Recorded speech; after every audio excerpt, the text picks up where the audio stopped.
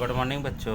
आज हम +2 क्लास की केमिस्ट्री के बारे में स्टडी करेंगे। यूनिट 5 है, ठीक है, पार्ट 4 है।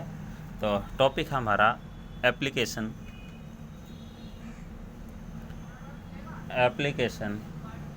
Of adsorption. एडजॉर्प्शंस की एप्लीकेशन क्या है? देखो, एडजॉर्प्शंस क्यों यूज़ किया गया, कहाँ कहाँ करते हैं। सबसे पहला है इन प्रिजर्व का अर्थ समझते हुई, ठीक है। तो preserving of vacuum.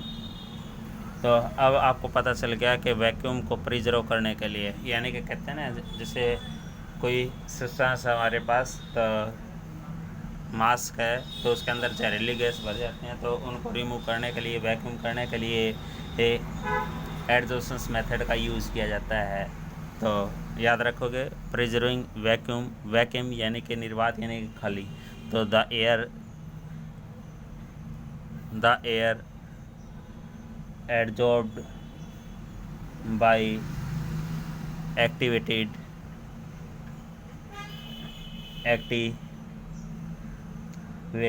Charcoal.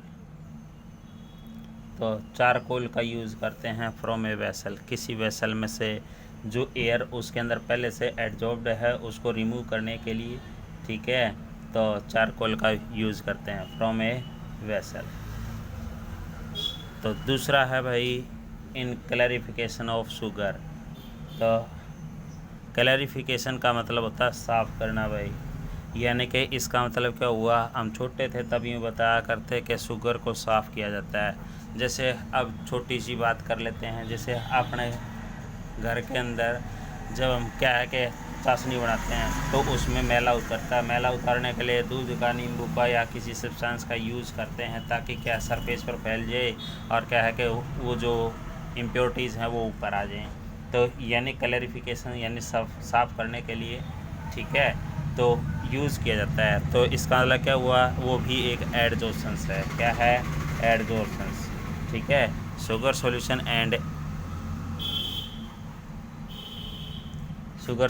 And charcoal powder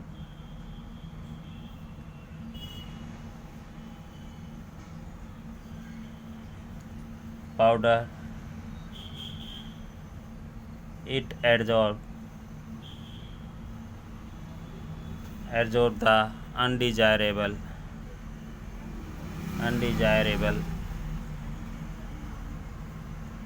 color present. जो अनडिजायरेबल कलर प्रेजेंट है उनको रिमूव करने के लिए इस मेथड का यूज़ किया जाता है। तीसरा है कंट्रोल ऑफ ह्यूमिडिटी को कंट्रोल करने के लिए भी यूज़ किया जाता है। क्या है? Silica and aluminium gel. तो हम क्या करते हैं, जो ह्यूमिडिटी है, नमी है, उसको कंट्रोल करने के लिए इस्तेमाल किया जाता है। फोर्थ है क्योरिंग ऑफ डिजीज़। किसी बीमारी से छुटकारा पाने के लिए भी हम क्या है कि इसी मेथड का यूज़ करते हैं, ठीक है। जैसे हम कहते हैं कि गले के अंदर खराश होगी, ठीक है, यानी वोकल कार्ड के ऊपर कुछ अनवांटेड सब्सटेंस चिपक जाते हैं, उनको उतारने के लिए हम क्या करते हैं, गर्म पानी या फिर दवाई का इस्तेमाल करते हैं ताकि वो उसके सरफेस के ऊपर फैल जाए, तो जिसकी वजह से क्या है कि एडजॉर्प्शन होता है और वो क्या है उतर जाते हैं, ठीक है। तो क्योरिंग ऑफ डिजीज़, तो ए नंबर ऑफ ड्रग्स, जितनी भी ड्रग्स हैं वो इसी मेथड के ऊपर, नंबर ऑफ ड्रग्स इसी मेथड के ऊपर कार्य करती हैं। A number of drugs are use to kill the germ भाई, ठीक है, जीवाणुओं को मारने के लिए। इन गैस मास्क, जो मुंह के ऊपर लगाते हैं, उस गैस मास्क के अंदर भी इसका इस्तेमाल करते हैं, इस मेथड का, ठीक है। एक्टिवेटेड जो चारकोल है वो हार्मफुल गैसेस को क्या है एब्जॉर्ब कर लेता है, ठीक है, तो जिससे वो क्या है फ्री हो जाएगा। उसके बाद हमारा टॉपिक फ्रेंड लीक का भाई, ठीक है। Freundlich adsorptions adsorptions, Freundlich adsorptions, isotherm भाई। देखो iso means same, therm means heat, वैसे टेम्परेचर कह रहा है, यानी टेम्परेचर कांस्टेंट रहना चाहिए। मेन बात ये है इस विधि में। एडजॉर्प्शंस तो होगा ही होगा, ठीक है। और फ्रेंडली तो सीधी सी बात है, इन्होंने एक ग्राफ प्लॉट किया था, ग्राफ किस इसके बीच में, देखो टेम्परेचर तो क्या रहेगा कांस्टेंट, तो इसका मतलब क्या आ गया प्रेशर भाई, ठीक है। और क्या है x/m, क्योंकि एडजॉर्प्शंस है, एडजॉर्प्शंस में दो चीज़ थी, एडजॉर्बेट और एडजॉर्बेंट, ठीक है।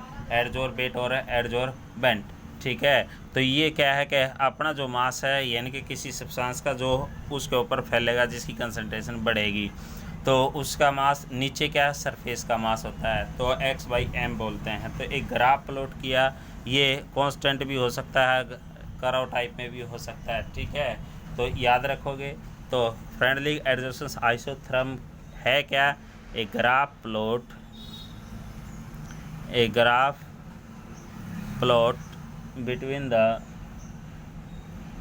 between the amount of gas adsorbed per gram of the adsorbent,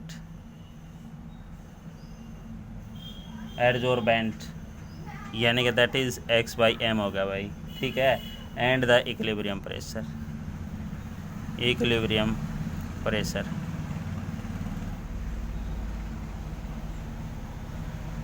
at constant of the, लिखो तो लिख दो, ऑफ द एडजॉर्बेट, क्योंकि एडजॉर्बेट का प्रेशर है ना, ठीक है। एट द कांस्टेंट टेम्परेचर भाई, तो ये बात याद रखनी है, ठीक है। तो इसी के बेस के ऊपर चलता है। तो x/m जो डायरेक्टली प्रोपोर्शनल है, किसके डायरेक्टली प्रोपोर्शनल है, प्रेशर के है। वो बढ़ेगा तो ये भी बढ़ेगा, लेकिन एक टाइम होता है, स्टेज होता है, उसके बाद क्या है कि चेंज होना शुरुआत हो। तो इसकी कंडीशन है, 3 कंडीशन है। पहले ही क्या है कि एट लो प्रेशर भाई, एट लो प्रेशर, ठीक है। At low pressure, at high pressure और एट इंटरमीडिएट प्रेशर, तो 3 हैं। देखिए एट लो प्रेशर के ऊपर ये बताया जाता है कि जो x/m है वो is directly proportional to the pressure, x/m is directly proportional to the pressure.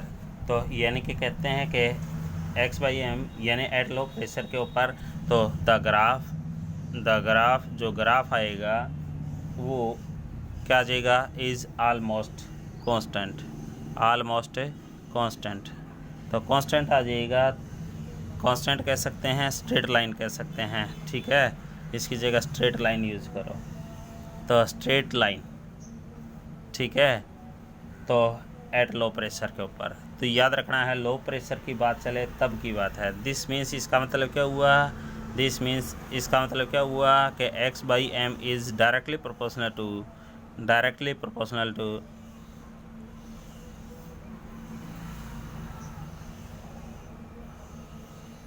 To the pressure,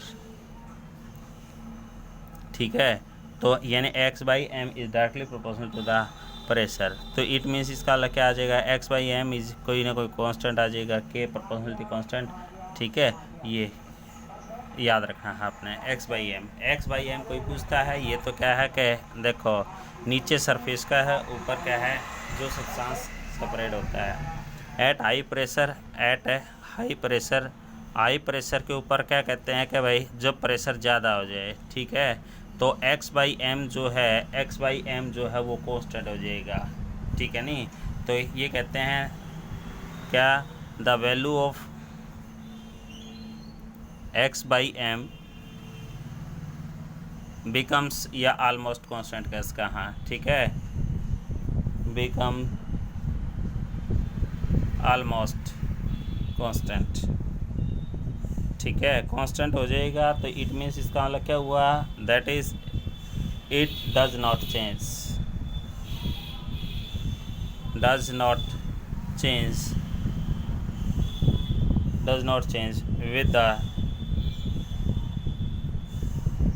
change in pressure, यानी प्रेशर के साथ चेंज नहीं होता।